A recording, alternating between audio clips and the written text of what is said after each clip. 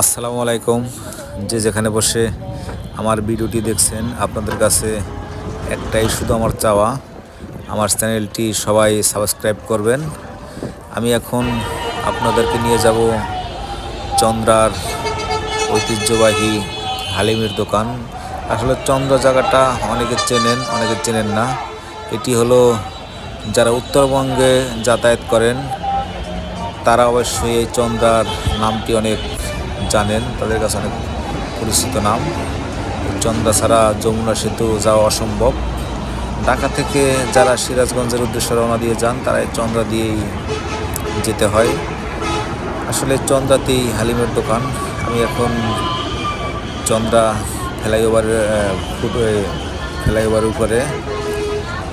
দিয়ে হেঁটে হেঁটে যাচ্ছিলাম। হঠাৎ চোখে একটি অসুস্থ বাচ্চা পড়লো। বাচ্চাটি হয়তো বাঁচবে না বেশি দিন। বাচ্চাটির প্রস্রাব পায়খানা সম্পূর্ণ বন্ধ হয়ে পেট ফুলে গেছে। আমি বাচ্চাটার চিকিৎসা করানোর জন্য কিছু অর্থ দিয়েছি। আমার যতটুকু সামর্থ্য ছিল আমি ততটাই দিয়েছি, এর বেশি আমি হয়তো পারি নাই। আল্লাহ যেন বাচ্চাটাকে বাঁচিয়ে রাখুক। যার বাচ্চা সে আসলে বুঝে যে বাচ্চা হারানো কষ্টটা কত বড় কষ্ট। আমি আপনাদেরকে দেখাচ্ছি, এটি হলো চন্দ্রা। রাস্তার পাশে যে দোকানগুলো বসে ফুটপাতের, এগুলো সেই ফুটপাতের দোকান। আমি হেঁটে হেঁটে সেই মামাশাহী হালিমের দোকানে যাচ্ছি। অবশ্যই এখানে অনেক কিছু পাবেন, কসমেটিক্স পাবেন এবং অনেক কাপড় চোপড় পাবেন বাসমান দোকানে।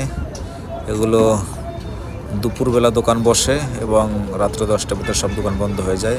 এই যেগুলো আমার হাতের বাম পাশে, এগুলো সব হলো হালিমের দোকান। সামনের যে দোকান সেটি হলো সেই ভাইরাল হালিমের দোকান। এই যেটি হলো মামাশাহী হালিমের দোকান। অনেক সুস্বাদু হালিম এই দোকানে পাওয়া যায়। অনেক ভালো ভালো মাংস দিয়ে হালিমগুলো বানানো হয় এবং এখানে নলি পায়া সবই পাবেন এই দোকানে। সবগুলো